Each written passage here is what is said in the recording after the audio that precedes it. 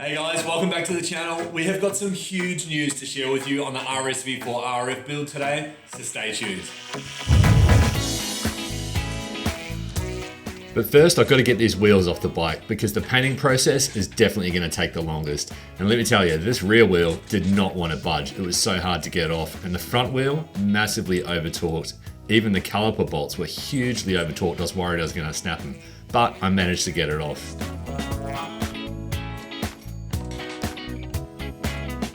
So now that the wheels are off, I can actually start stripping them, which means taking the discs off the front. I just bent my thumbnail back. Bikes are dangerous.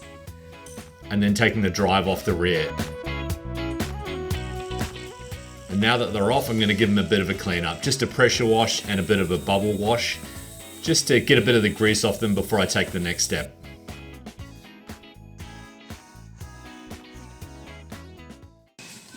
Oh god, that's light.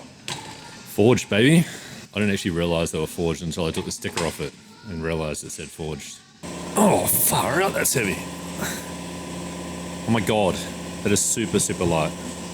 So the wheels are now stripped and ready for paint, and we'll get onto that in a minute. But the big news is the first owner, not the owner that crashed it, got in touch with me on Instagram yesterday, sent me some photos of the bike from when he'd just done the mods to it. So he did the exhaust, the rear sets, those sorts of things. He did a pretty cool upgrade. He did the race ECU upgrade. So the ECU I pulled out of it is actually a pre-tuned race ECU. So big question, which one do I stick with? So if you happen to know, drop me a message because I'm keen to find out which is my best solution moving forward.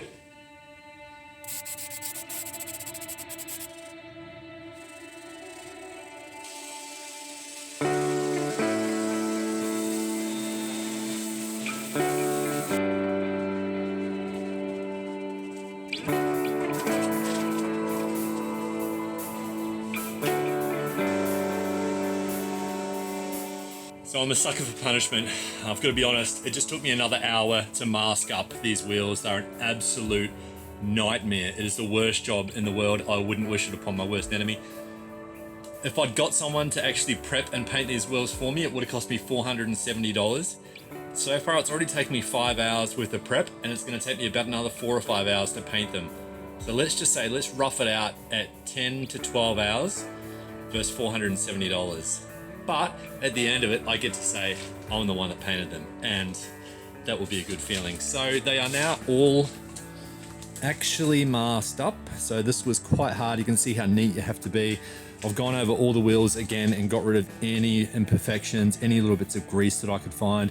I've blow and dried them with the heat gun to get rid of the water. All the seals are all sealed up. Here's the extra hub piece that's all masked up and ready to go as well. So now we're going to put just a couple of base coats down of infill primer, just a light grey, and then we'll sand that back and start applying top coats and gloss coat. So fingers crossed it all goes well.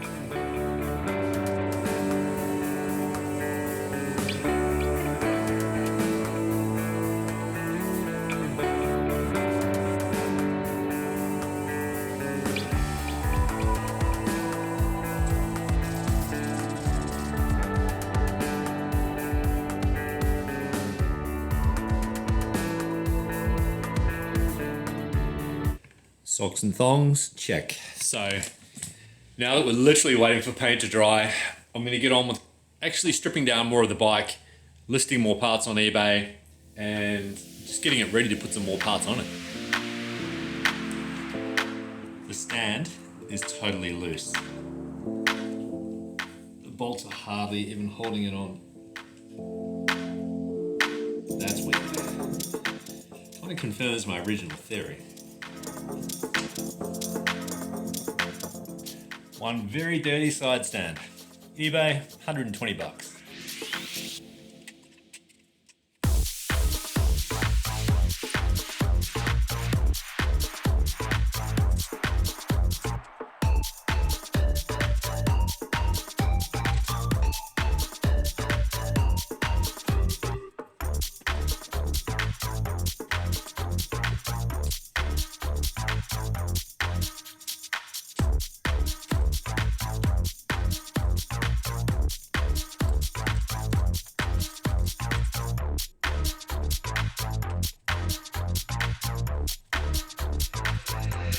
think I've managed to fix the air ducts as well. It looks like that all just come completely unclipped. There are some tiny little broken clips on them, but I think they'll suffice. I don't think I need to go and shell out for carbon ones just yet.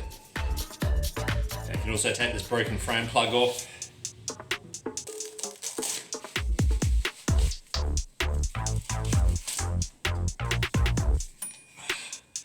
Another thing off. And now we can see the awesome TTX rear shock.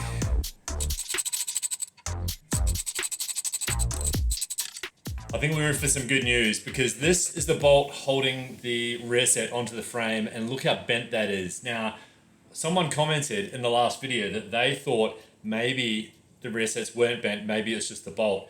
I reckon we're about to find out. So both those bolts holding this bracket to the frame were bent. So now, against a straight edge, this bracket looks like it's savable and it's nice and straight. So 2 new bolts to hold it onto the frame just there. But my biggest concern is actually the bracket between that and the rear set itself. Just as I thought, well and truly bent. Look at this.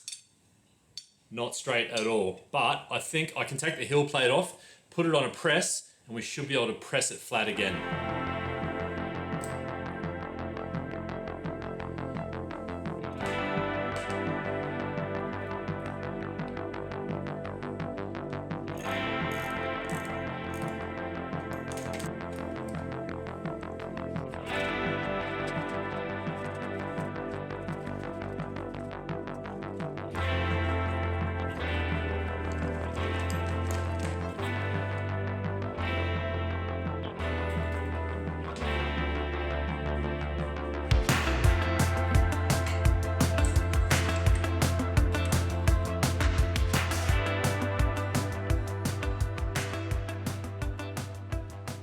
So I've got another surprise coming up for the channel, and I'm not going to tell you, you see if you can guess what it is, but that is the biggest box of Ducati parts I've seen in my life. It is so heavy, and that's around about half of it.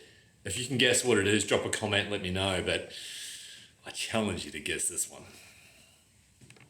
Okay, so we're just going to try and press this piece. This is the center, it's like the middle piece of the rear set, and it's clearly bent. So we're just going to put it on a flat surface and put 2 flat plates on top.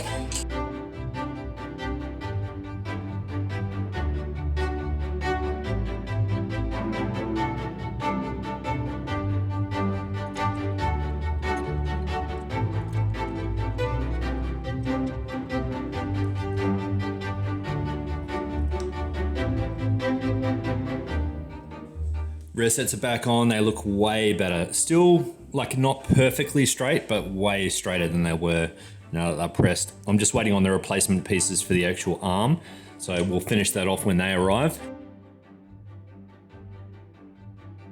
So now back to the wheels, and this took me, like no joke, about an hour just of sanding. I first started 800 grit, worked my way down to 2000 grit, and then as soon as that was done, I had to take them outside and give them a nice wash off again.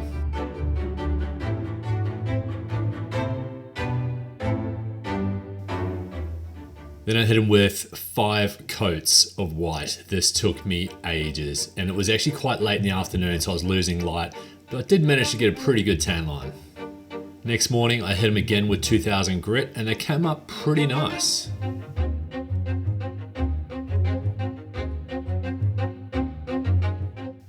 Then it was onto the radiators. These things were filthy, so I just soaked them and the calipers in some solvent wash first. Cleaned the chain guard and put that back on as well, because that was just horrible.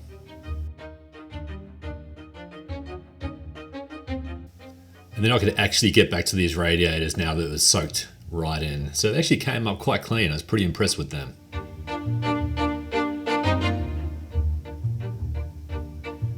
So back to the parts department, we've got some dual carbon brake pads. I love these things, and some very cool Aprilia covers to go on the radiator. Super easy to install as well.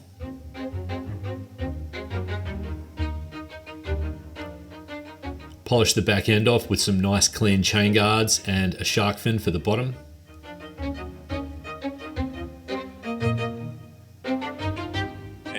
up, you're either gonna love it or you're gonna hate it, but what's in this box will be very divisive because we've tried it before, but last time we tried it, we used a very cheap solution. This is the top end solution.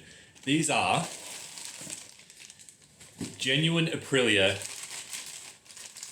carbon brake ducts.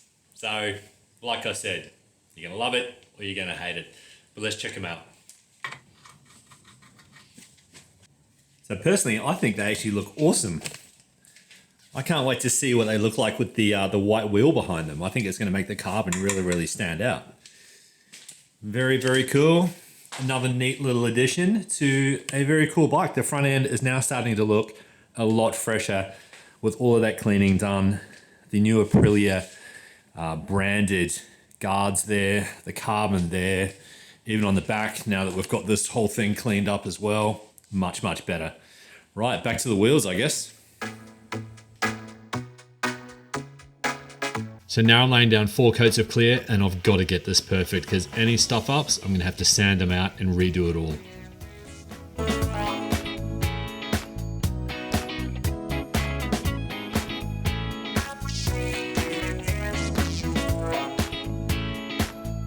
I'm pretty impressed. Like, I'm not a pro, but I'll give myself maybe an 8 out of 10. There's some small discrepancies that I don't like that I think I could probably do better next time. You'll see I've just peeled a little bit of the masking tape off there. My hands are as clean as they can be. It's quite smooth out on the edges here. It's smooth on the insides, but this section here is so rough because of the anodizing underneath it. I don't think I sanded it enough. I don't think it's really going to matter because I'm going to put some decals on these wheels as well. But overall, they've actually come up really well. I didn't do much in the center here, but you're never going to see that. And then the front wheel, again, really smooth compared to the back wheel. The only parts that are slightly rough is right in the center, but only some of them. I think I could have gone slightly heavier with the paint there as well, but it is what it is. I've got a slight run on the clear there, so I'm going to have to sand that back and polish it. Apart from that, they've actually come up pretty well. So what I'm going to do now is I'm actually going to mock it up. So first thing I'm going to do is get rid of the chain. I won't bother filming that. I'm just going to grind that off. And then I'm going to try and get this hardware back on the wheels, but I'll do it while they're up there so that I don't damage anything because it's only been roughly 16 hours since I painted. So last thing I want to do is chip my beautiful paint. So I'm going to take my time.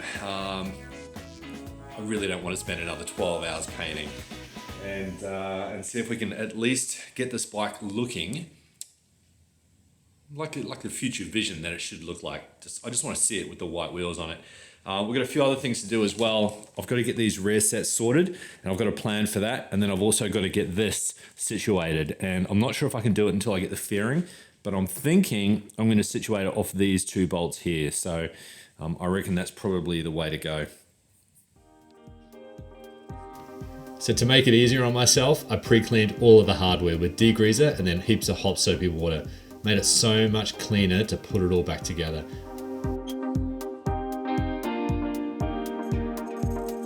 And then simply Loctited everything down to spec. Put it all back together the way it was supposed to go. And did my best not to scratch the wheels when I was trying to fit them back on.